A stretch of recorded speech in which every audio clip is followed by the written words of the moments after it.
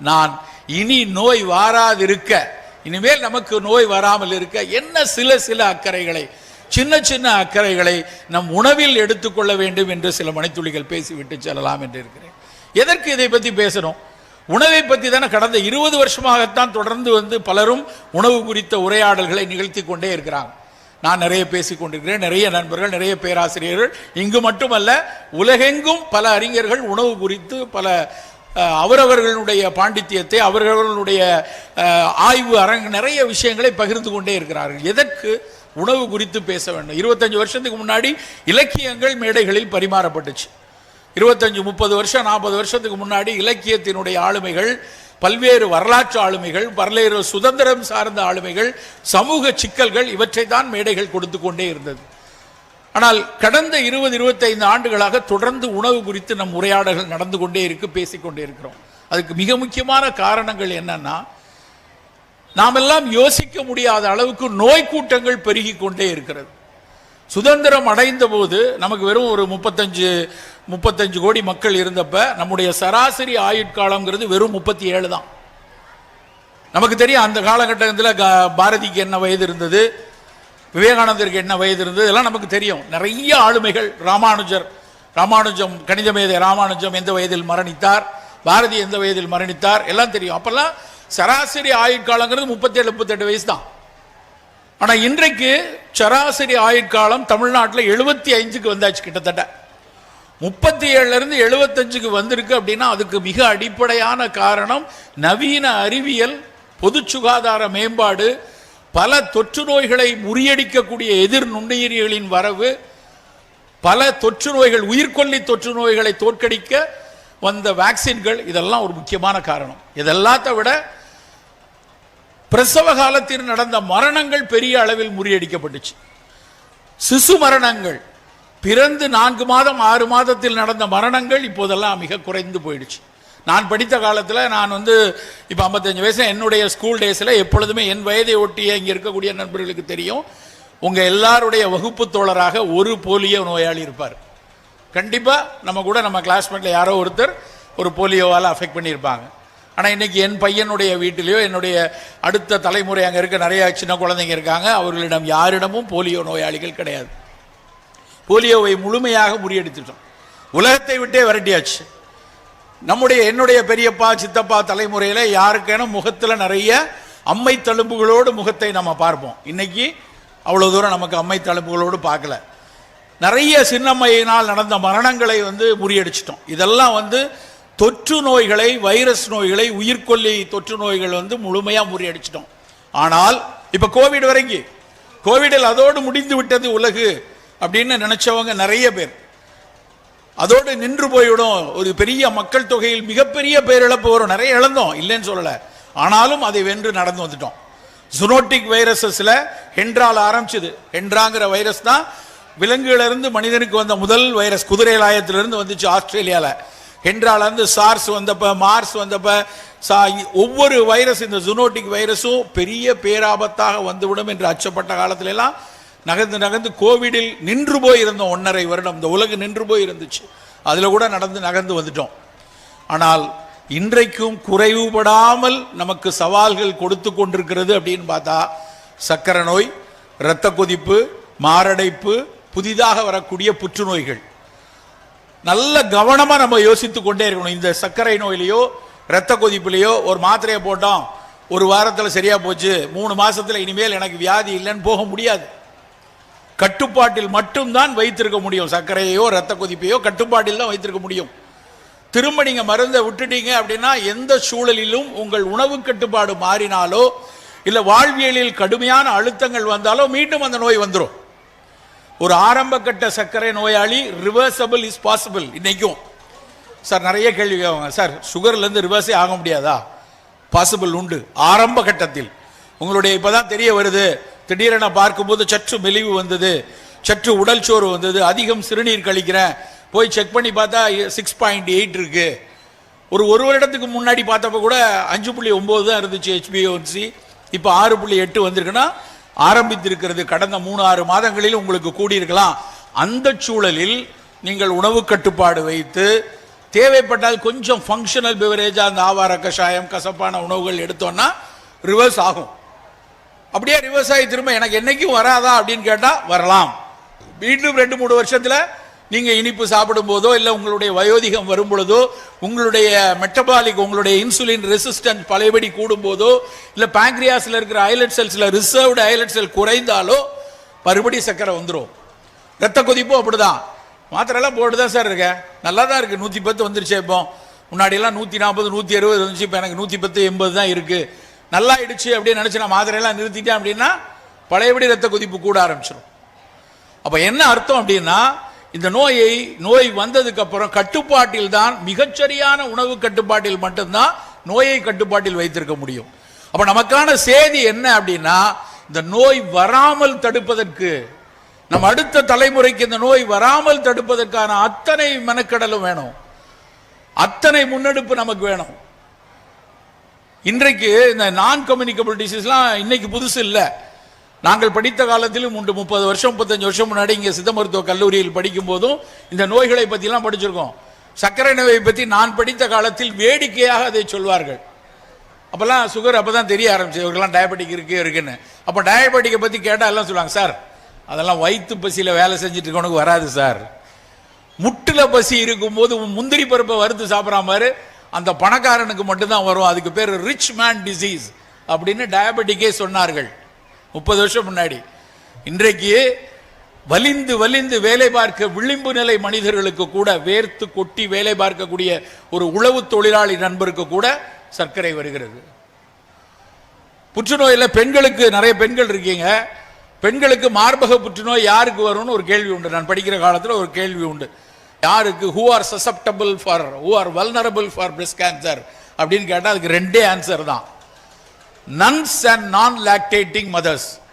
ஏதாவது ஒரு காரணத்தினால் பாலூட்ட வாய்ப்பு இல்லாமல் போன, மகப்பேறு இல்லாமல் போன பெண்களுக்கோ இல்ல திருமணம் செய்யாமல் போன பெண்களுக்கோ அவர்களுடைய முதுமையில் அவர்களுடைய மரபில் மார்பக புற்று வருவதற்கான கூறு இருந்தால் அவங்களுக்கு மார்பக புற்றுநோய் வரும். பால் ஊட்டாத மகளிருக்கு மட்டும்தான் வரும் என்று படித்தோம். 3 நாள் தான் ஆச்சு. February 4 international cancer day, world cancer day. எத்தனை தரவுகள் பேப்பர்ல வந்திருக்கு நீங்க படிச்சு பாருங்க. தமிழ்நாட்டில், இந்தியாவில் பெண்களுக்கு வரக்கூடிய புற்றுநோய்கள்ல முதல் வரிசையில் இருக்கிறது மார்பக புற்றுநோய். பாலூட்டிய, நல்லா கவனிச்சுக்கோங்க, பாலூட்டி கொண்டிருக்கிற மகளிருக்கு கூட இன்றைக்கு அதிகமாக கூடியிருக்கு. 30 வருஷத்துக்கு முன்னாடி இவங்களுக்கெல்லாம் வராது, நீங்க இப்ப இவ்வளவு வந்திருக்கு அப்படிங்கிற கேள்வியோடு எத்தனை பேர் வந்து பாக்குறாங்க. ஏன்?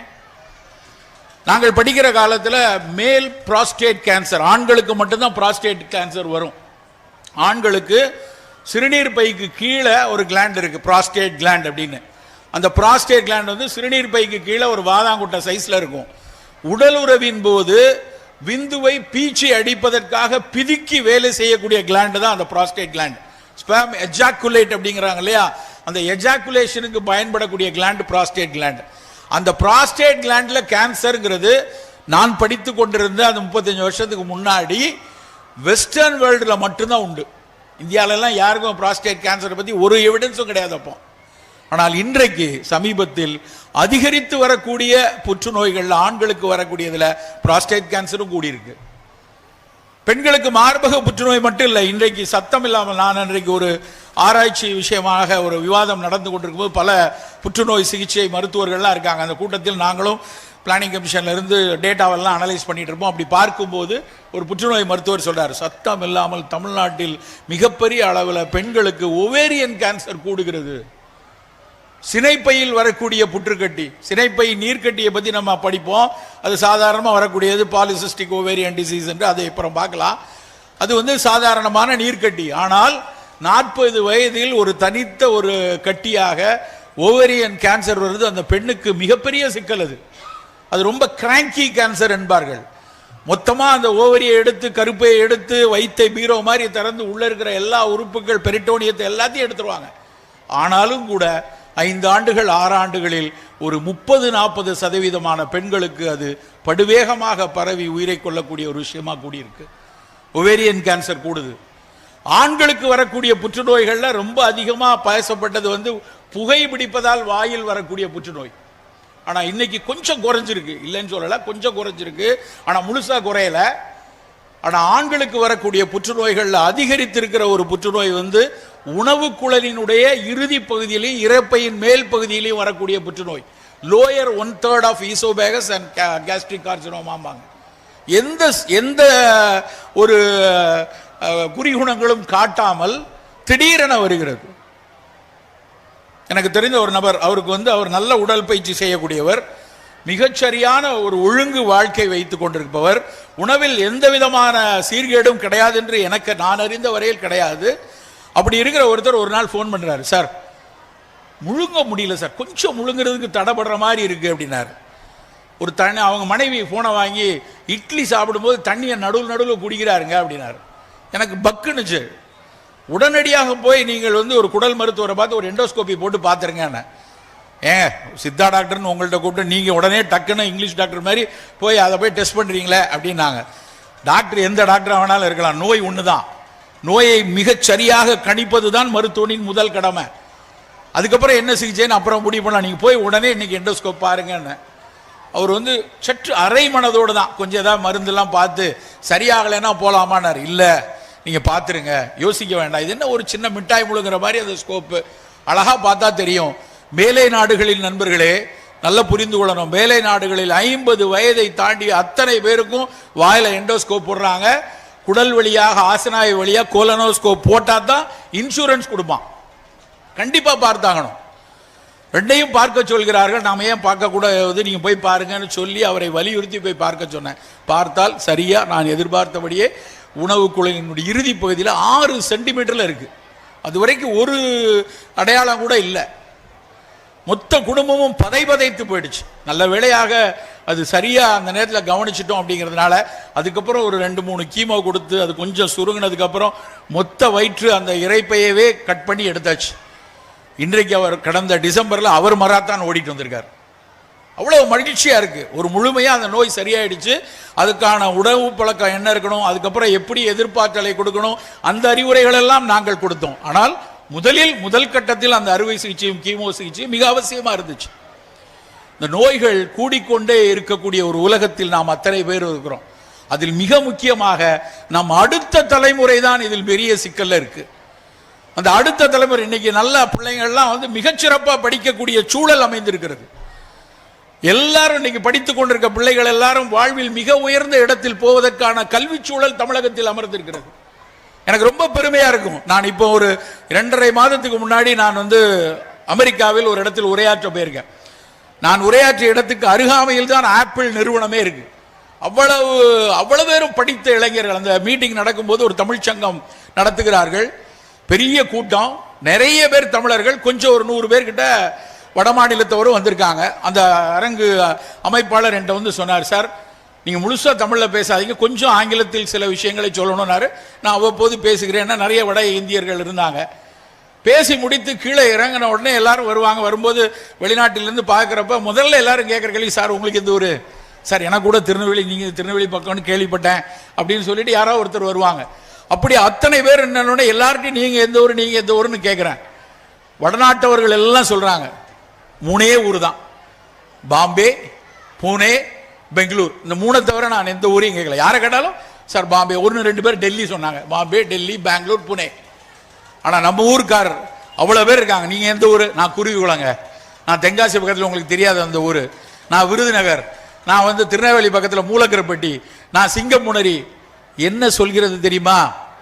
இந்த ஊரில், இந்த மாநிலத்தில் மட்டும்தான் பாரபட்சம் இல்லாமல் சமூக நீதியோடு கல்வி அத்தனை பேருக்கும் கிடைத்ததனுடைய விளைவுதான் அவன் அங்க கலிபோர்னியாவில் உட்கார்ந்து கோடு எழுதி கொண்டிருக்கிறாங்க. அவங்க அப்பா அம்மா பெரிய பணக்காரங்க கிடையாது. அவங்க கோடீஸ்வரங்க கொண்டு போய் உட்கார வைக்கல. கல்வி மட்டும்தான் அவர்களை அங்க கொண்டு செல்லும். கல்வி மட்டும்தான் அவர்களை கொண்டு சென்றிருக்கிறது. ஓமர் ஜோகி அப்படின்னு, ஓமர் ஜோகிங்கிறது போன வருடம் வேதியியல் துறைக்கான நோபல் பரிசு பெற்றவர். நோபல் பரிசு பெற்றவர்கள் அந்த நோபல் லாரேட் ஒரு லெக்சர் கொடுப்பாங்க. அது வீடியோ ஃபைல் நம்ம நெட்டில் பிடிச்சி பார்த்தீங்கன்னா பார்க்கலாம். எல்லா நோபல் லாரேட்டும் பேசுவாங்க. ரொம்ப அழகாக இருக்கும். தத்துவ ரீதியான அவர்கள் உரையாடல். ஒரு துறையினுடைய மாபெரும் ஆளுமை, உலகளாவிய ஆளுமை என்று உலகம் கொடுக்கக்கூடிய பரிசு அந்த நோபல் பரிசு. அப்படி அந்த கெமிஸ்ட்ரிக்கு வாங்கின ப்ரொஃபசர் ஓமர் ஜோகி. அவர் ஓமர் ஜோகி வந்து பேசுறாரு. அவருடைய கெமிஸ்ட்ரி மிகப்பெரிய விஷயம். மெட்டாலிக் ஆர்கானிக் ஃப்ரேம் ஒர்க் அப்படிம்பாங்க, MOF அப்படிம்பாங்க. கெமிஸ்ட்ரி படித்தவங்களுக்கு அதனுடைய வரலாறு தெரியும். அது படிக்காமல் யாரும் வர முடியாது. MOF படிக்காமல் MSc கெமிஸ்ட்ரி படிக்க முடியாது. அதை நமக்கு புரிந்து கொள்ளக்கூடிய ஒரு வகையில் சொல்லப்போனால், ஒரு தேன் அடை இருக்கிறது அல்லவா, அந்த தேன் அடையில் அந்த அடையில் இருக்க தேனை பூரா எடுத்துட்டு அந்த அடையுடைய எடை வெறும் ஒரு 300 கிராம் தான் இருக்கும். 300 கிராம் உள்ள எடையுள்ள தேன் அடை 50 கிலோ தேனை எப்படி வைத்து கட்டிக்கிட்டு தொங்குது? இதுதான் அதனோட லாஜிக். 50 கிலோ தேனை வெறும் 300 கிராம் உள்ள அடை எப்படி தொங்கி இருக்கு, அதனோட எதனால் அது பின்னப்பட்டிருக்கிறதுங்கிறத அவர் யோசித்ததனோட விளைவு தான் மெட்டாலிக் ஆர்கானிக் ஃப்ரேம் ஒர்க். மிக மெல்லிய எடையில் உள்ள ஒரு பொருள் மிக கடினமான வலுவான பொருளை தாங்க இயலும் அப்படிங்கிறது அவரோட தியரி. அது கெமிஸ்ட்ரி, அதெல்லாம் நமக்கு வேண்டாம். அவர் அந்த பரிசை வாங்கிவிட்டு அவர் பேசிய பேச்சு ரொம்ப முக்கியம். அந்த ஓமர் ஜோகி எந்த ஊர்ல பிறந்தார் தெரியுமா? இன்றைக்கும் மிகப்பெரிய சர்ச்சைக்குள்ளா இருக்கக்கூடிய காசாவில் ஒரு பாலஸ்தீனியர். அவர் காசால பாலஸ்தீனியால அவர் பிறந்த அவர் 15 குழந்தைகளுக்கு ஒரு குழந்தையாக அவர் பிறந்திருக்கிறார். கடும் வறுமையில் இருந்தவர், மிக கடுமையான வறுமையில் இருந்து தனக்கென ஒரு நாடு இல்லாமல் துரத்தி துரத்தி அடிக்கப்பட்டு அதோடு சேர்ந்து படித்து படித்து ஐரோப்பாவில் படித்து அதுக்கப்புறம் கலிபோர்னியாவில் இப்போ அவர் வேலை செய்து கொண்டிருப்பது பெர்க்லி யூனிவர்சிட்டி, கலிபோர்னியாவின் மிக உயர்ந்த பெர்க்லி பல்கலைக்கழகத்தில் இருந்து அவர் அந்த பரிசை கடைசியாக வாங்குகிறார். வாங்கிவிட்டு பேசுகிறார். ரொம்ப முக்கியம் நண்பர்களே, அவர் சொன்ன வரியினுடைய தமிழாக்கம் இதுதான். இந்த உலகத்தின் அத்தனை அசமத்துவங்களையும் நீக்கக்கூடிய ஒரே விஷயம் கல்வி மட்டும்தான். ஒருத்தன் படிச்சான்னா அவனுக்கு எந்த ஒரு பேரியரும் கிடையாது. எல்லா இன்இக்வாலிட்டியும் உடைக்கக்கூடிய ஒரு விஷயம் எஜுகேஷன் மட்டும்தான். அதுக்காகத்தான் புத்தக திருவிழா. வெறும் பள்ளி பாடங்களை மட்டும் படித்து வரக்கூடிய ஒருவரால் ஒரு தட்டையான ஒரு உயரத்திற்கு போக முடியும். ஹரிசாண்டலா இந்த சமூகத்தை புரிந்து கொள்ள வேண்டும். இந்த ஊரில் என்னென்ன அவலங்கள் நடக்கிறது, என் தென்காசியில் என் நிலத்தை மிகச்சரியாக நான் எப்படி பாதுகாப்பது, என் மேற்கு தொடர்ச்சி மலையில் இருக்கக்கூடிய சிறு சிறு செடிகளாக இருக்கட்டும், அங்கே நிலவக்கூடிய வண்ணத்து பூச்சிகளாக இருக்கட்டும், அவற்றை பாதுகாப்பது எப்படி என்கிற புரிதல் வேணும்னா புத்தகம் படிக்கணும். அந்த புத்தகங்கள் மட்டும்தான் அதை கொடுக்கும். அப்படியான ஒரு அறிவார்ந்த சமூகமாக நாம் வருவதற்கான வாய்ப்புகள் நிறைந்த இடம் தமிழ்நாடு. இந்த இடத்துல எல்லாருக்கும் படிக்கக்கூடிய ஒரு வாய்ப்பு இருக்கிறது. எந்த இடத்தில் இருந்தாலும் மிக உயர்ந்த படிப்பை படிப்பதற்குரிய அத்தனை வாய்ப்பும் இருக்கிறது. இன்றைக்கு ஒவ்வொரு வருஷமும் நம்ம UPSC தேர்வு முடிவுகளை பார்க்கும்போது 50 பேர் போயிட்டாங்க. இந்த வருஷம் 30 பேர் போயிட்டாங்க. அந்த 30 பேர் போனவங்க யார், அவங்க பின்னணி என்னன்னு பார்த்தா ஒரு ஆட்டோ ஓட்டுநரின் மகள் போயிருக்கிறாங்க, அயன் பண்றவருடைய பையன் போயிருக்காங்க. இந்த சாத்தியம் தமிழ்நாட்டில் மட்டும்தான் உண்டு நண்பர்களே. அதற்கு கல்வி மட்டும்தான் மிக அடிப்படையான காரணம். அப்படி நம்ம உயர்ந்து உயர்ந்து வரும் பொழுது ஆரோக்கியத்தையும் கவனமாக பார்த்துக் கொள்ளணும். ஆரோக்கியத்தை மிகச்சரியாக பார்த்துக் கொள்ளணும். நம் குழந்தை சிறு வயதிலிருந்தே சில விஷயங்களில் நம் பெற்றோர்களுடைய கணிப்பு, பெற்றோர்களுடைய கண்காணிப்பு மிகச்சரியாக இருக்கணும். ஒரு சில விஷயங்கள், என்ன விஷயங்கள்? முதல் விஷயம் ரொம்ப எளிதான ஒரு விஷயம். தமிழ்நாட்டில் 30 வருஷத்துக்கு மேலே அயன்ஃபாலிக் டேப்லெட்டை ஸ்கூல் வாத்தியார்கிட்ட சொல்லி வியாழக்கிழமை அவன் வாயிலே போட்டிருக்கேன்னு சொல்லி கொடுக்குறோம்.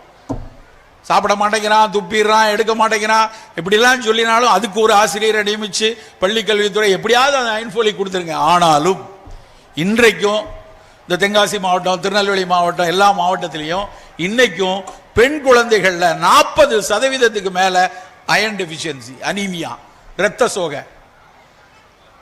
நம்ம வீட்டு பிள்ளைகள்ல நமக்கு அறியாமல் அவர்கள் இரத்த சோகையிலே இருந்துட்டு இருக்காங்க. ரொம்ப எளிதான விஷயம் தானே அப்படின்னு தோணும், ஆனா அது இல்லை. நம்ம சின்ன மெனக்கெடல் வேணும். சாப்பிட்ற சாப்பாட்டில் இரும்பு சத்தை கொஞ்சம் கூடுதலாக கொடுக்கக்கூடிய உணவை உங்கள் வீட்டு குழந்தைகள் தினம் எடுக்கிறார்களா என்பதை கண்காணியுங்கள். ரொம்ப பெரிய விஷயம்லாம் இல்லை. கொஞ்சம் கருவேப்பிலை சட்னி, தேங்காய் சட்னி தான் அரைக்கணுமா, கருவேப்பிலை சட்னி அரைச்சி கொடுங்க. கருவேப்பிலையை பொடி பண்ணி சாதத்தில் போட்டு சாப்பிட வைங்க. 2 அத்திப்பழத்தை கொடுங்க. ஒரே ஒரு நெல்லிக்காயை சாப்பிட வைங்க. ஒரே ஒரு பேரிச்சம்பழத்தை கொடுங்க. ஒரு நாள், வாரத்திற்கு ஒரு நாள் கம்பஞ்சோரை கொடுத்துக் கொள்ளுங்க. ஒரே ஒரு நாள் எள்ளு பொடியை தூவி சாப்பிட வைங்க. துளி துளியாக இரும்பு ஏறும் நண்பர்களே. உடனே நான் அதை எல்லாம் சாப்பிட்ட உடனே சோக போயிரும்னு சொல்லலை. ஆனால் 1 மாதம், 3 மாதம் எடுத்தீங்கன்னா 100% அது கூடுவதற்கான அத்தனை அறிவியல் முடிவுகளும் இருக்கு. இதெல்லாம் விட முருங்கைக்கீரை, உங்க தோட்டத்துக்கு பின்னாடி எல்லார் வீட்லயும் முருங்கை மரம் நிக்குது. மிக எளிதான எங்கேயாவது முருங்கைக்கீரை ஒரு கட்டு 400 ரூபான்னு வித்துருக்காங்களா? 40 பைசா 50 பைசா 5 ரூபாய்க்கு கிடைக்குது. அந்த முருங்கைக்கீரையை நம்ம சமைக்கிறதுல தயக்கம் காட்டுறோம்.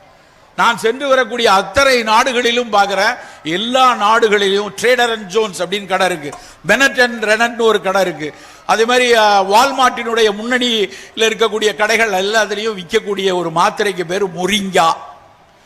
மொரிங்கான்னு ஒரு டேப்லெட், 30 டேப்லெட் $15. அப்போ ஒரு டேப்லெட்டோட விலை 45 ரூபா. என்ன தெரியுமா? வெறும் முருங்கை இலை பொடி. அவன் அப்படி வித்து உலகம் முழுக்க வித்துட்டு இருக்கான். நம்ம முருங்கைக்கீரையை மாட்டுக்கு போட்டுட்டு இருக்கோம். நண்பர்களை, முருங்கைக்கீரை, எள்ளு, நிறைய குழந்தைங்க வந்திருக்காங்க. முருங்கைக்கீரை சாப்பிடுங்க, எள்ளு பொடி சாப்பிடுங்க, அத்திப்பழம் சாப்பிடுங்க, மாதுளம்பழம் சாப்பிடுங்க. தினசரி ஒன்று இரும்பு சத்தை உயர்த்துவதற்கான நம் வீட்டில் நாம் எடுக்க வேண்டிய மெனக்கடல். 2வது புரதச்சத்து. நம்ம இந்தியர்கள், தமிழ்நாட்டில் இருக்கவங்க நிறைய பேர் சாப்பிடக்கூடிய உணவு புரதம் போதாது. ஒரு நாளைக்கு சாப்பிட வேண்டிய புரதம், நான் இப்போ என் எடை வந்து 70 கிலோ. 70 கிலோவுக்கு நான் வந்து 70 கிராம் புரதம் எடுக்கணும். 1 கிலோவுக்கு 1 கிராம். சின்ன கணக்கு, பெரிய கணக்குலாம் இல்லை. உங்கள் எடை தெரியும். உங்கள் எடைக்கு ஈக்குவலான ஒரு புரதம் கிராமில் எடுக்கணும். 50 கிலோ எடுத்தீங்கன்னா 50 கிராம் எடுக்கணும். யோசிச்சு பாருங்க. இன்னைக்கு காலையிலேருந்து சனிக்கிழமை காலையில் என்ன சாப்பிட்டோம்? 4 இட்லி, சட்னி சாம்பார், கட்டி சட்னி சாம்பார், மத்தியானம் இவ்வளோ சோறு, புடலங்காய் பொரியல், இப்போ ராத்திரி வீட்டுக்கு போனால் 2 சப்பாத்தி, இட்லி, இப்படி தான் கணக்கு போடுங்க. இதில் எவ்வளோ புரதம்னு கணக்கு போட்டிங்கன்னா மீறி போனால் 20 கிராம் கூட வராது. அப்போ நம்ம கொஞ்சம் கூடுதலாக யோசிக்கணும். காலையில் நம்ம வீட்டு குழந்தைக்கு 1 முட்டை கொடுப்போம், 2 முட்டை கொடுப்போம். இல்லை முட்டை சாப்பிட மாட்டேன் சார், நான் மரக்கறி ஆளன் அப்படின்னா பன்னீரோ இல்லை தோஃபுன்னு சொல்லக்கூடிய சோயா பன்னீரோ, வெள்ளை கொண்டை கடலையோ, சோளமோ, சோளம் சாதாரண வெள்ளை சோளம், அந்த சோளமோ, அதையும் விட கூடுதலாக புரதம் இருக்கக்கூடிய சோயால தான் தொஃபு வருது, சோயா பன்னீர். வெறும் சோயாவை சுண்டலாவும் சாப்பிடலாம். சோயா 100 கிராம் சாப்பிட்டா குறைஞ்சபட்சம் 35 கிராம் புரதம் கிடைக்கும். அப்ப இதில் ஏதாவது ஒரு உணவு தினசரி இருக்கணும். இரும்பு சத்து வேணும், புரதச்சத்து வேணும். இது ரெண்டும் நம்ம முதல்ல நம்ம அடிப்படையில் குழந்தைகளினுடைய எதிர்பார்த்தல் நலமாக இருப்பதற்கு இந்த 2ஐயும் கொடுத்துக் கொள்வோம். அதற்கடுத்து எதுக்கு எதிர்பார்த்தல் சொல்றேன்னா, நம்முடைய ஒரு சாதாரண காய்ச்சல் இருந்து புற்றுநோய் வரைக்கும் எதிர்ப்பதற்கு நம் உடல்ல இன்னேட் இம்யூன் சிஸ்டம் இருக்கு. நம்முடைய எலும்பு மஞ்சை, நம்முடைய மண்ணீரல், நம்முடைய கல்லீரல் எல்லாம் அதற்காகவே படைக்கப்பட்டுச்சு. ஆனால் அவற்றை வலுவாக வைத்துக் கொள்வதற்கு இந்த புரதமும் இரும்பும் ரொம்ப அவசியம். அலட்சியமாக இருக்க ஒரு திடீர் சிக்கல்ல போய் நிற்கும் போது தான் அவ்வளவு வலி வரும். உங்க ஏங்க அயன் இவ்வளவு வச்சிருக்கீங்க? 8.2 தான் இருக்கு. கருத்தரித்து வந்திருப்பாங்க ஒரு பெண்ணு. கருத்தரித்து வந்திருக்க பெண்ணுக்கு வந்து வெறும் அயன் கம்மியா இருக்குன்னா பதப்பதைக்கு மொத்த நிர்வாகமே. ஒரு அரசாங்கத்தில் இருந்து எல்லாரும் வந்து அயன் டெபிஷியன்சி குறைவா இருக்குன்னா ரொம்ப பதப்பதைப்போம். ஏன்னா பிரசவ காலத்தில் வரக்கூடிய அத்தனை சிக்கல்களுக்கும் அடிப்படை இரும்பு தான். அப்போ பெண் குழந்தையை சிறு வயதிலிருந்தே கரெக்டா நம்ம கொண்டு வரணும். இரும்பு சத்து கரெக்டா இருக்கா, புரதச்சத்து சரியாக இருக்கிறதா, இது முதல் விஷயம். 2வது விஷயம், இந்த வருங்காலத்தில் வரக்கூடிய நான் கம்யூனிகபிள் டிசீஸ், வருங்காலம்லாம் ரொம்ப தள்ளி இல்லை. நாங்க படிக்கும் போது அதெல்லாம் ஜீரியாட்ரிக் எயில்மெண்ட், சக்கரை, ரத்த கொதிப்பு முதுமையில தான் வரும். ஆனா இன்னைக்கு அப்படி இல்லை. 25 வயசு 30 வயசுல நிறைய பேரை சக்கரை வியாதியும் ரத்த கொதிப்பும் எட்டி பிடிக்கிறது. சக்கரை வியாதி கட்டுப்படாதவர்களுக்கு தான். நல்லா புரிஞ்சு கொள்ளுங்க. ஒரு புற்றுநோயாளிகள்ல 1/6 கிட்டத்தட்ட 15% கட்டுப்பாடு இல்லாத சர்க்கரை நோயாளிகளுக்கு தான் புற்றுநோய் வருது. கட்டுப்பாடு இல்லாத சர்க்கரை நோயாளிக்கு தான் மாரடைப்பு வருது. கட்டுப்பாடு இல்லாத சர்க்கரை நோயாளிக்கு தான் சிறுநீரக நோயும் பக்கவாத நோயும் வருகிறது. அப்ப எல்லாத்துக்கும் அடிப்படை சுகர் தான். அவ்வளவு முக்கியமான சர்க்கரை நோயை நம்ம எப்படி கையாண்டுகிட்டு இருக்கோம்? ஸ்வீட் எடு கொண்டாடு அப்படின்னு விளம்பரம் போடுறான். ஸ்வீட் எடு திண்டாடுன்னு போடணும். இனிப்பு எதை எடுத்தாலும் இனிப்பை சாப்பிடக்கூடிய இனிப்பு கடைகளில் மாதிரி மொய்க்கக்கூடிய பீக்களை பார்க்கிறோம் எல்லாரும். எதுக்கு? இனிப்பு வந்து ஒரு களிப்புற வைக்கக்கூடிய ஒரு சுவை என்பதால நம்ம எல்லாத்துக்கும், சாமியிலிருந்து எல்லாத்துக்கும் சக்கரை பொங்கல் தான், இனிப்பு தான் கொண்டாடக்கூடிய ஒரு விஷயமாக வைத்திருக்கிறோம். ஆனால் உண்மை என்னன்னா, நான் சொன்ன சர்க்கரை நோய், இரத்த கொதிப்பு, புற்றுநோய், மாரடைப்பு எல்லாத்துக்கும் இந்த சர்க்கரை எதிரி. சர்க்கரைனா இனிப்பு, வெள்ளை சர்க்கரை தான். சிறு குழந்தைகள் அவர்களுக்கு இனிப்பு வேணும்போது கரும்பு வெல்லமோ இல்ல கருப்பட்டியோ கொடுங்க. சர்க்கரை வியாதி வந்துருச்சு அப்படின்னா எந்த இனிப்பு வேண்டாம். சார் சுகர் இருக்கு, நான் தினம் கருப்பட்டி காப்பி தான் குடிப்பேன் அப்படின்னா அதை விட முட்டாத்தனம் வேற எதுவும் கிடையாது. சுகர் இருக்கு அப்படின்னா எனக்கு சர்க்கரை வேண்டாம், தேவையில்லை. என்னைக்கோ ஒரு நாள் வருடத்தில் 2 முறை, ஒரு தீபாவளி ஒரு பொங்கல் வேணும்னா, ஒரு பிறந்த நாள் இல்லை உங்க மனைவியோட பிறந்த நாள், 4 நாள் சர்க்கரை வியாதிக்காரர்கள் இனிப்பு தொடட்டும்.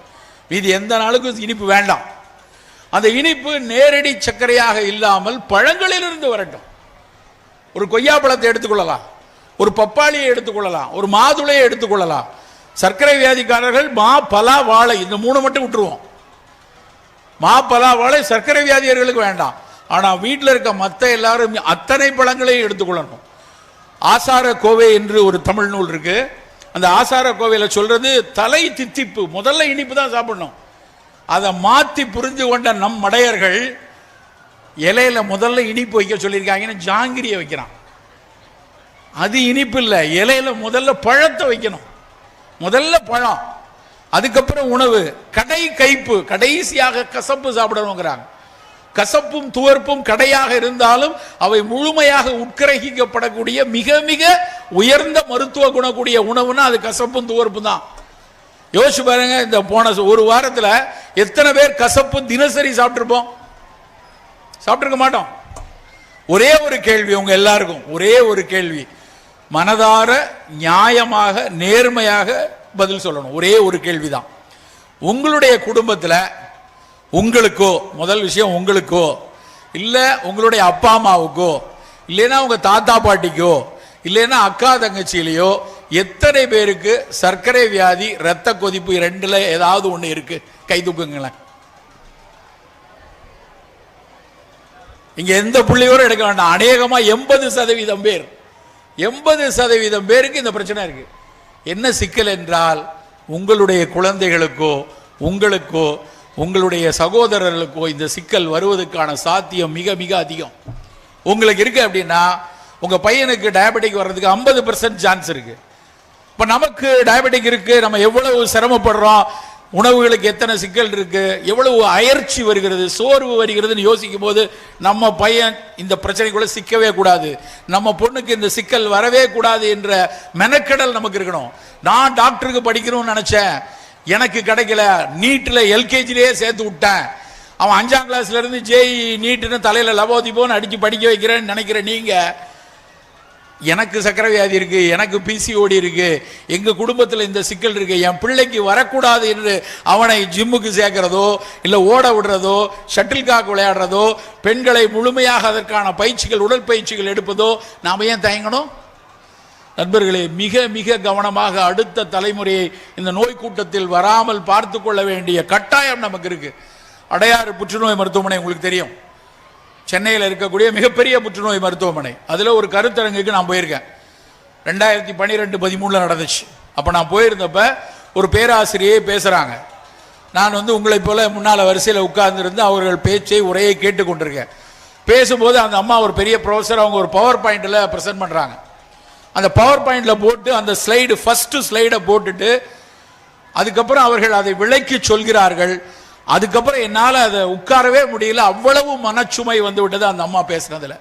அந்த அம்மா அந்த ஃபர்ஸ்ட் ஸ்லைடை போட்டுட்டு அங்கே இருக்க கூட்டத்தில் நிறைய மருத்துவர்கள் இருக்காங்க, நிறைய செவிலியர்கள் இருக்காங்க, நிறைய பேர் நோயிலிருந்து மீண்டு வந்தவங்க இருக்காங்க, நிறைய பேர் நோய்க்கான அறுவை சிகிச்சையோ கீமோ சிகிச்சையோ எடுத்தவர்கள் உட்கார்ந்துருக்காங்க. அத்தனை பேரையும் பார்த்து அவர்கள் ஆங்கிலத்தில் உரையாடுகிறார்கள். ஆங்கிலத்தில் பேசும்போது சொல்றாங்க, this is the only unfortunate generation.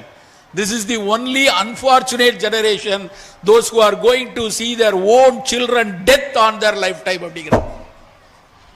இந்த ஒரு தலைமுறை தான் தன் அடுத்த தலைமுறையின் மரணத்தை அருகில் இருந்து பார்க்க போகிற துரதிர்ஷ்டவசமான தலைமுறை என்கிறார்கள். எவ்வளவு வேதனையான வார்த்தைன்னு பாருங்க.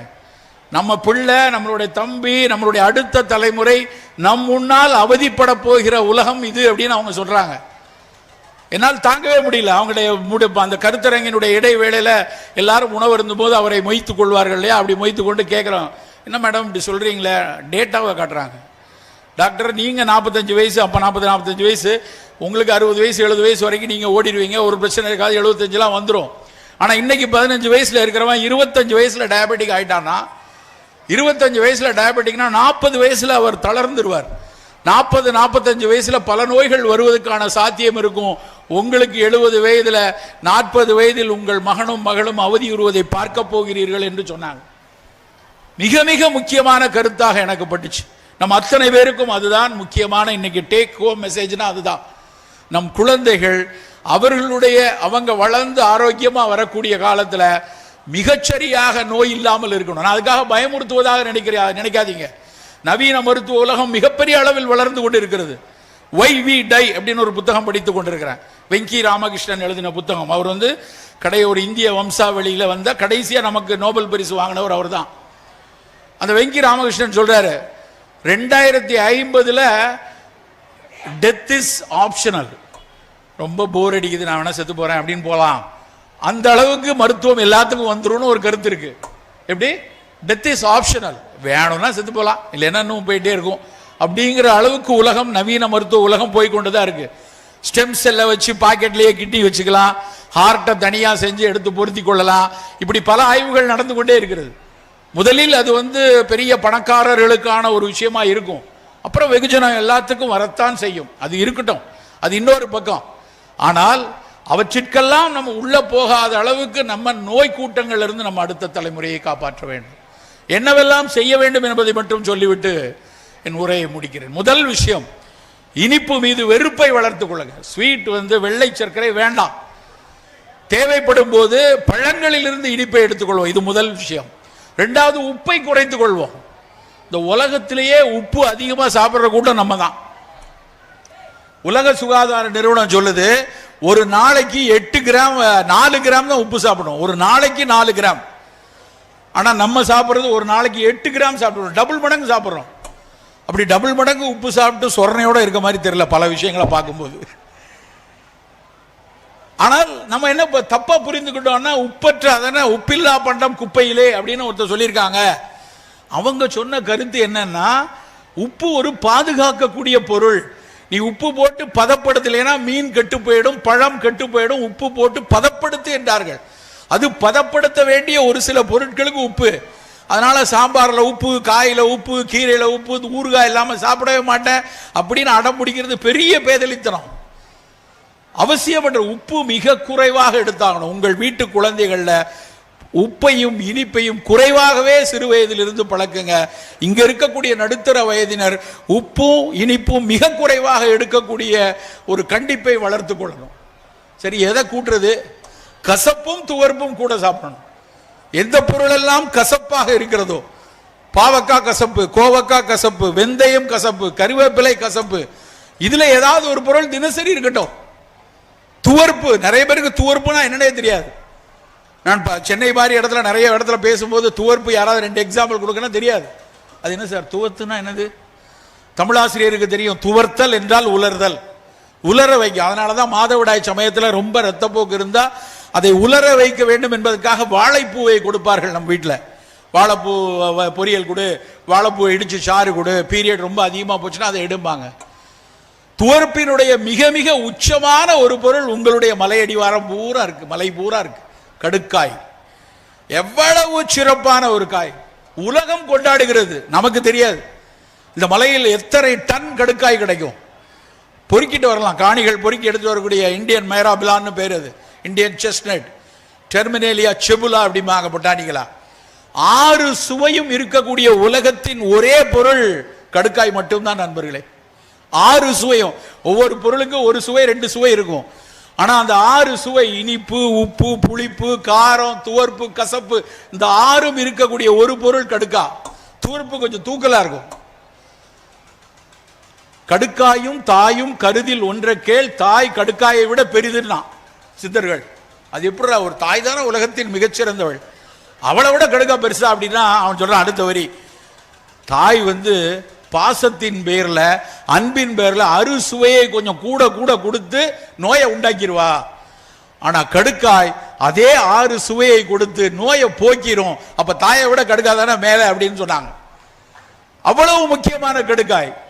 கடுக்காய் ஒரு மிகச்சிறந்த ஃபங்க்ஷனல் ஃபுட், எல்லாரும் சாப்பிடக்கூடிய உணவு. கடுக்காய் சாப்பிட்டு எதுவும் பாதகம் வரும் என்று எந்த அறிவியலும் சொல்லல. 1008 டாக்ஸிட்டி ஸ்டடிஸ் பண்ணிட்டாங்க.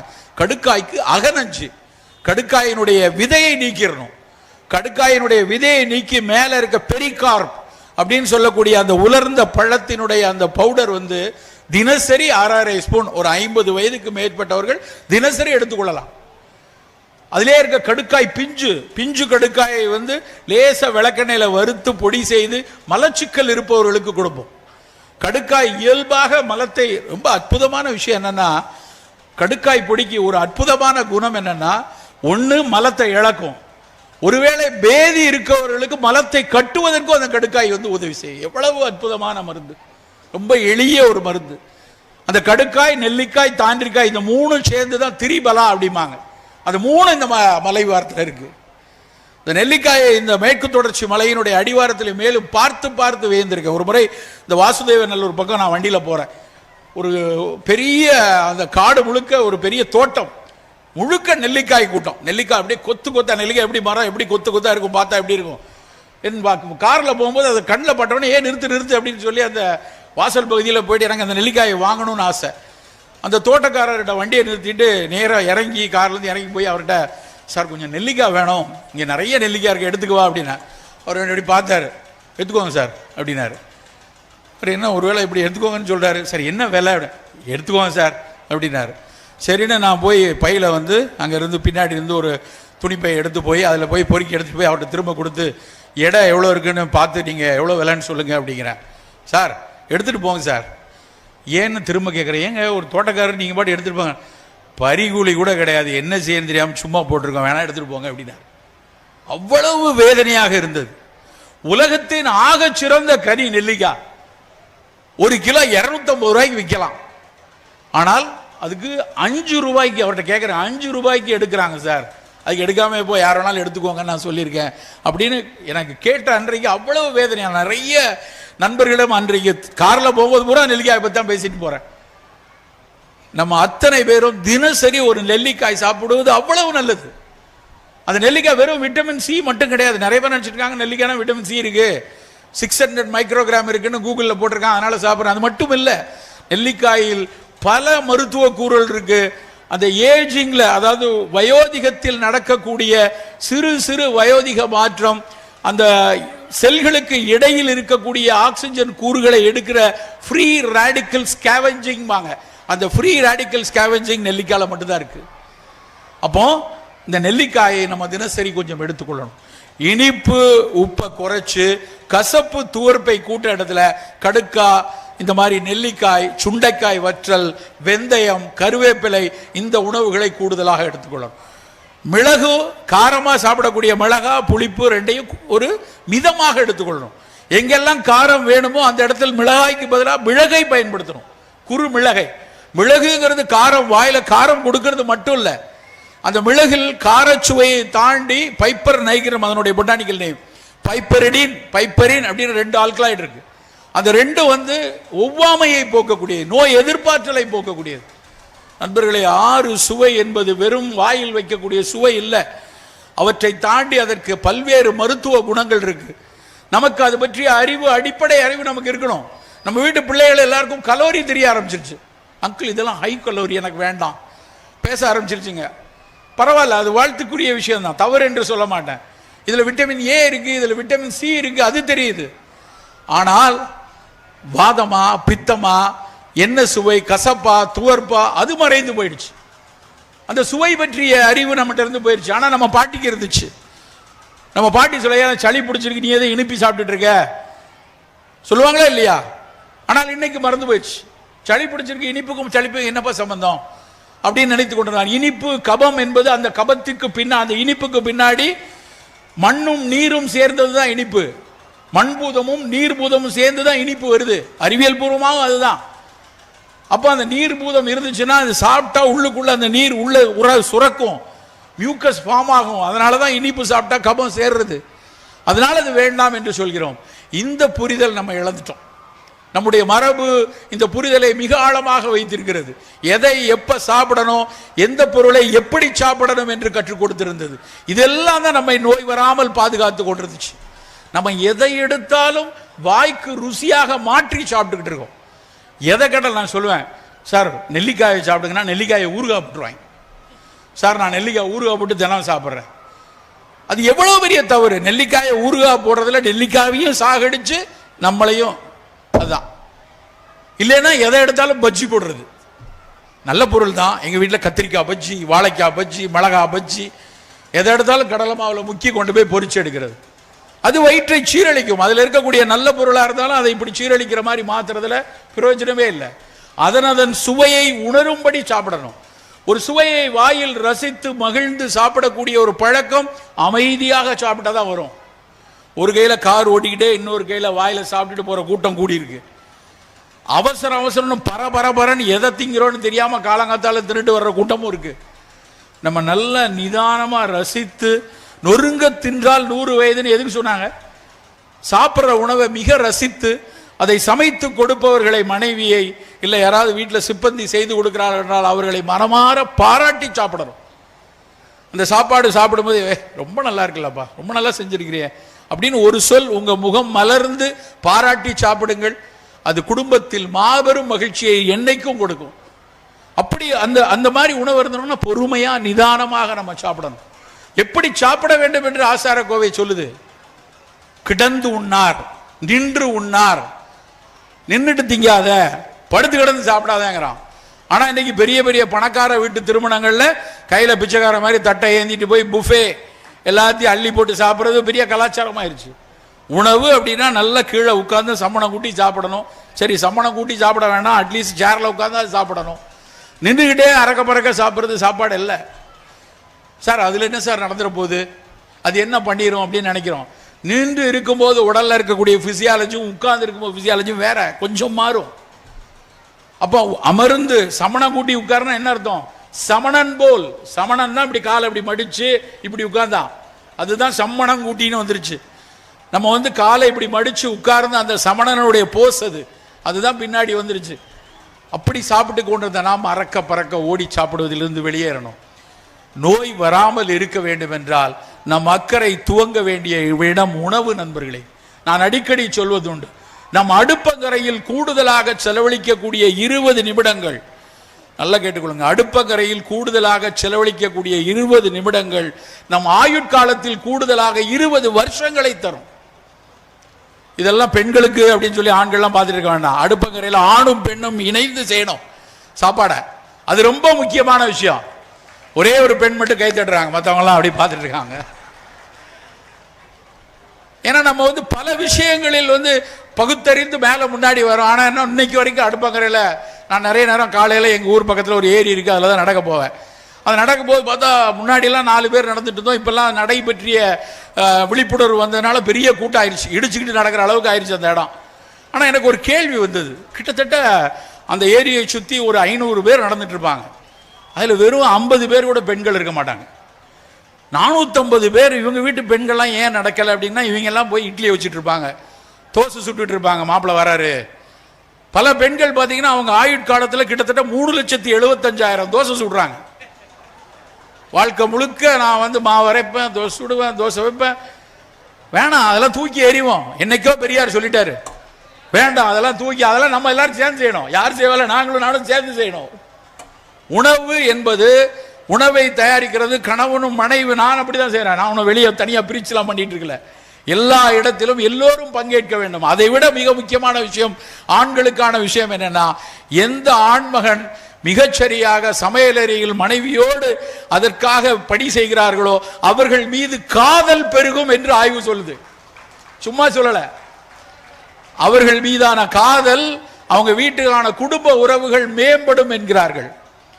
அப்ப நம்ம ஏன் சமைக்க கூடாது? எல்லாத்தையும், இதெல்லாம் ரொம்ப முக்கியமான விஷயம். நான் நிறைய மீட்டிங்ல நிறைய இடத்துல எழுதும்போது பேசும்போது கம்மஞ்சோறு கூட, சினைதானியத்தில் உப்புமா செய்யுங்க, திணை பாயாசம் செய்யுங்கன்னு எழுதினோடனே ஒருத்தர் வேகமா வந்தார். சார், எங்க தம்பி வீட்டில் பெரிய கலவரம் சார், என் தம்பி பாடாப்படுத்திட்டு இருக்கான் ஒய்ஃபை, நீ முடக்கறதான் சூப்பு கொண்டு வா சிவராமன் சொல்லியிருக்காரு, கம்பு பிரியாணி பண்ணித்தா சிவராமன் சொல்லியிருக்காரு அப்படின்னு சொல்லி அவங்களுக்குள்ள அடிச்சுட்டு இருக்காங்கன்னு. முதல்ல அவனை இழுத்துட்டு வா அப்படின்னா. நான் சொல்வது, எல்லோரும் வீட்டில் ஒரு மாற்றம் வர வேண்டும் என்றால் அந்த மாற்றத்திற்கு தாய் தந்தை 2 பேரும் சேர்ந்து பணியாற்றணும். 2 பேரும் சேர்ந்து, நம்ம எல்லாரும் இதுதான் சாப்பிடணும், நம்ம எல்லாருக்குமான உணவு இது, இதை மகிழ்ந்து சாப்பிடுவோம். அதுக்காக விடுதிக்கு போய் சாப்பிடுங்க, வெளியே போய் சாப்பிடலாம். என்றைக்கோ ஒரு நாள் வெளியே மகிழ்ந்து, அதுல மகிழ்ச்சிங்கிறது ரொம்ப முக்கியமான விஷயம். வீட்டில் ஒரு விருந்துகளுக்கு விலக்கானவர்கள் இல்லை, நமக்கு விருந்து வேணும். ஆனால் விருந்தும் மருந்தும் மிக கொஞ்சம் 3 நாள் தான், வருஷத்துக்கு 3 நாள் வச்சுக்கலாம். சனிக்கிழமையான எல்லா ஹோட்டல்லையும் போய் நிறைஞ்சு கிடக்கூடாது. வாரம் நான் வெளியே தான் சாப்பிடுவேன், இதுவாவது பரவாயில்ல. இரவெல்லாம் வெளியில் சாப்பிடக்கூடிய வழக்கம் பெருகி கொண்டே இருக்கு.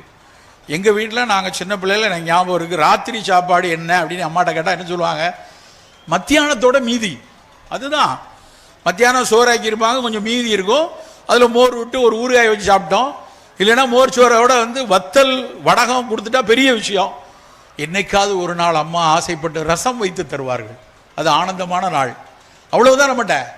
இன்னைக்கு போய் சொல்லி பாருங்க வீட்டில், நைட் என்ன, நைட்டு மத்தியானம் சாப்பிடு அப்படின்னா அப்படிங்கிறான்.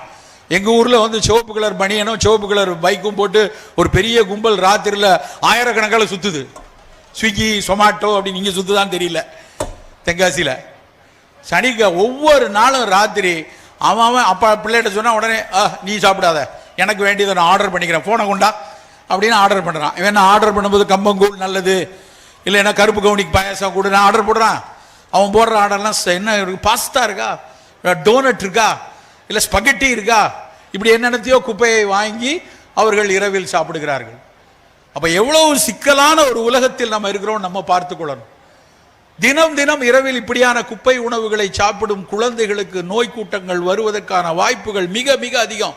நான் சொல்லலை, நவம்பர் 18 போன 3 மாசம் தான் ஆச்சு, நவம்பர் 18 2025 லான்செட் என்கிற பத்திரிகை, அதுதான் மருத்துவ உலகின் பிதாமகன் பத்திரிகை.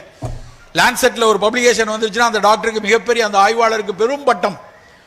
எப்படி அறிவியல்ல நேச்சர்ல வந்தா பெரிய விஷயமோ அது மாதிரி மருத்துவ உலகில் லான்செட் பத்திரிகையில் ஒரு ஆய்வு அறிக்கை வெளியாச்சுன்னா அது மிகச்சிறந்தது. லான்செட்ல பப்ளிஷ் ஆச்சுன்னா அது மிக மிக முக்கியமான சரியான துல்லியமான தரவுகள் இருந்தா மட்டும்தான் லான்செட்ல வரும். அந்த லான்செட்ல போன நவம்பர் 18 உங்க யார்கிட்ட எல்லாம் உங்க போன்ல சாட் ஜிபிடி இருக்கோ, இல்லைன்னா பெர்ப்ளெக்சிட்டி இருக்கோ, இல்லைன்னா கூகுள் இருக்கோ, போட்டு பாருங்க, அந்த பேப்பரை டவுன்லோட் பண்ணிக்கலாம். அந்த லான்செட்ல என்ன எழுதியிருக்கான் அப்படின்னா, யூபிஎஃப் அல்ட்ரா ப்ராசஸ்டு ஃபுட். நான் சொன்ன அத்தனை சிப்ஸ், ஸ்நாக்ஸ், இந்த மாதிரி குப்பை உணவுகள் எந்த அளவுக்கு உடல் நலத்திற்கு பாதிப்பு தரணும் உலகம் முழுக்க ஆய்வு செய்து போட்டிருக்காங்க. சாதாரண ஆய்வுகளில் 15 வருஷம் 18 வருஷம் சிப்ஸ் சாப்பிட்டவன் என்ன ஆனா, நூடுல்ஸ் சாப்பிட்டவன் என்ன ஆனா, ஸ்பகட்டிக்கு என்ன ஆகுது, இந்த மாதிரி ஒரு ஹெவி ப்ராசஸ் பண்ணும்போது அது என்னென்ன சிக்கல்களை உருவாக்குகிறது என்று ஆய்ந்து அறிந்து போட்டிருக்காங்க. ரொம்ப முக்கியமாக குழந்தைகளுக்கு எவ்வளவு சிக்கல்களை கொடுக்கிறது என்று போடுகிறார்கள். நண்பர்களே, இந்த உலகத்தினுடைய வணிக கண்ணி மிக மிக இறுக்கமானது. எல்லாவற்றையும் வணிக பார்வையில் பார்க்கக்கூடிய உலகத்தில் தான் நம்ம இருக்கோம், அது மறுக்கவே முடியாது. 3 நாளைக்கு முன்னாடி ட்ரம்ப் ட்வீட் பண்ணியிருக்காரு, இந்திய அரசாங்கத்தினுடைய, இந்தியாவினுடைய பிரதமரும் அவரும் அந்த ஒப்பந்தத்திற்கு சரியாகிவிட்டார்கள். 18% இறக்குமதி வரியை நான் குறைத்து விட்டேன், இந்தியா என் மிக நேச நாடு அப்படின்னு ட்ரம்ப் சொல்லியிருக்காரு. அதுக்கு கீழே இன்னொரு பேரா இருக்கு, நான் அதையும் படிச்சு பார்த்தேன். முதல் பேரா இது, 2வது பேரா என்ன எழுதியிருக்காரு தெரியுமா, இனிமேல் அமெரிக்க விவசாயிகள் மிகவும் சந்தோஷமாக இருக்கலாம், அமெரிக்க சிறு விவசாயிகளும் அமெரிக்க சிறு வணிகர்களும் சந்தோஷமாக இருக்கலாம், அத்தனை பொருட்களையும் நீங்கள் இந்தியாவுக்கு இறக்குமதி செய்யலாம் எழுதியிருக்காரு. ஏற்கனவே இங்க குப்பைக்காடா இருக்கு, ஏற்கனவே உணவு கலாச்சாரத்தில் பல்வேறு குப்பைகள் கொட்டி கிடக்குது. இன்னொரு ரொம்ப ஆபத்தான விஷயம் என்னன்னா, நம்ம ஊர் கம்பங்கூழை விட, நம்ம ஊர் கருப்பு கவுனி அரிசியை விட, நம்ம ஊர் கேழ்வரகு அடையை விட அவனுடைய பொருட்கள் எல்லாம் விலை மலிவாக கொண்டு வந்து கொட்டிடுவாங்க. அது இன்னும் ஆபத்தானது. விலை மலிவாக இருக்கும்போது பல பேர் என்னிடம் சண்டை போடுவார்கள் பல நேரத்தில், சார் நீங்க பாட்டுக்கு கருப்பு கவுனி அரிசிங்கிறீங்க, திணை அரிசின்னு சொல்லுங்க, 110 ரூபா சார், 150 ரூபா சார், வெள்ளை அரிசி 40 ரூபாய்க்கு கிடைக்குது இல்லை அப்படிமா. வெள்ளை அரிசி 40 ரூபா கிடைக்கும், ஒரு 70 ரூபா ஒரு மாசத்துக்கு நீ அரிசிக்கு கொஞ்சம் கூடுதலாக கொடுக்க உனக்கு வலிக்குது. ஆனா என்னைக்கு ஜனநாயகம் படம் ரிலீஸ் ஆகும் அதுக்கு 1000 ரூபா பெட்டு கட்டி வச்சிருப்போம்னு சொல்றதுக்கு மட்டும் இனிக்குதே. ஏன்டா இப்படி இருக்கீங்க? இந்த 70 ரூபாய் என்ன எல்லாரும் பெரிய கார்பரேட் கம்பெனியா எடுத்துட்டு போயிருவான். என் விவசாயிக்கு கூடுதலாக 70 ரூபாய் கிடைக்குன்னா அது கொடுக்கடா, ஒரு பிரச்சனை இல்லை அப்படின்னு நான் சொல்லுவேன். நண்பர்களை, சற்று விலை உயர்வாக நம்முடைய நல்ல பொருட்கள் கிடைத்தாலும் பிற உதாசீனங்களை ஒழித்து விட்டு அதற்காக நாம் மெனக்கெடுவோம். எங்கேயாவது ஒரு ஏழை விவசாயி கொண்டு வர திரையரிசிலையோ கம்பரிசிலையோ அவர் ஜாக்குவார் கார்ல போறதை நம்ம பார்த்துருக்கோமா? அவர் சைக்கிள்ல தான் இன்னைக்கும் அதை மூடையில கட்டி கொண்டு போய் எங்கேயாவது இது விற்க முடியாதா என்று அலைந்து கொண்டிருக்கிறார். நம்முடைய உணவுப் பொருட்கள் சற்று மிகச்சரியான பொருட்கள், மிகச்சரியான இந்த சிறுதானியங்கள் விலை சற்று குறைவா இருந்தாலும் நாம் ஆதரிக்க வேண்டும் அவங்களை. அப்படியான நல்ல உணவுகளை நம் வீட்டில் கொடுத்து கொண்டே இருக்க வேண்டும். நண்பர்களே, இறுதியாக நம்முடைய ஆரோக்கியத்திற்கு சவால்களாக முன்னிற்கக்கூடிய அந்த நான் கம்யூனிகபிள் டிசீஸ் என்கிற சர்க்கரை, இரத்த கொதிப்பு, புற்றுநோய்களின் பிடியில் நாம் தாக்கப்படாமல் இருக்கணும்னா உணவில் அக்கறையாக இருக்கணும். இனிப்பு உப்பை குறைத்து கசப்பு துவர்ப்பை கூப்பிடுவோம். அடுத்து இந்த அல்ட்ரா ப்ராசஸ் ஃபுட்டுங்கிற செயற்கை நிறமூட்டிகள், பல்வேறு பிரிசர்வேட்டிவ் போட்டு வடிவங்களை மாற்றி வரக்கூடிய குப்பை உணவுகளின் பிடியில் நாம் சிக்க வேண்டாம். அது என்னைக்கோ ஒரு நாள் சொல்லி அதுக்கு ஒரு பெரிய ஒய்யாரத்தை கொடுத்து விடாதீர்கள். நம்ம வீட்டு பிள்ளைகிட்ட நீ மேக்ஸில் 100 வாங்கினேன்னா உனக்கு பீஸா வாங்கி தருவேன்னு சொன்னால் நம்மளை விட முட்டாப்பைய வேற யாரும் கிடையாது. அப்போ அவன் என்ன நினைப்பான், ஓ அப்போ மிக உயர்ந்த இடம் போல இருக்க அப்படின்னு நினைத்து அவன் கையில் காசு வரும்போது அவனே நேரடியாக போய் அதை போய் வாங்கிடுவான். அதற்கு ஒரு ஒய்யாரம் கொடுக்க வேண்டாம், அது நமக்கு வேண்டாம். அப்படி குப்பை உணவுகளின் பிடியிலிருந்து விலகுவோம். கூடுமான வரை நம் அருகாமையில் கிடைக்கக்கூடிய உணவுகளை எடுப்போம். நம்ம வீட்டில் கிடைக்கிற இங்கே இருக்கிற பப்பாளி, இங்கே இருக்கிற நெல்லிக்காய், இங்கே இருக்க கடுக்காய், இங்கே கிடைக்கக்கூடிய இளநீர், அது நமக்கு போதும். வெளிநாட்டிலிருந்து கிவி பழம் வந்து வேண்டாம், வெளிநாட்டிலிருந்து நான் வந்து கொண்டு வந்து ப்ளூபெரி கலிஃபோர்னியாவிலேருந்து கொண்டு கொடுக்க நமக்கு தேவையில்லை.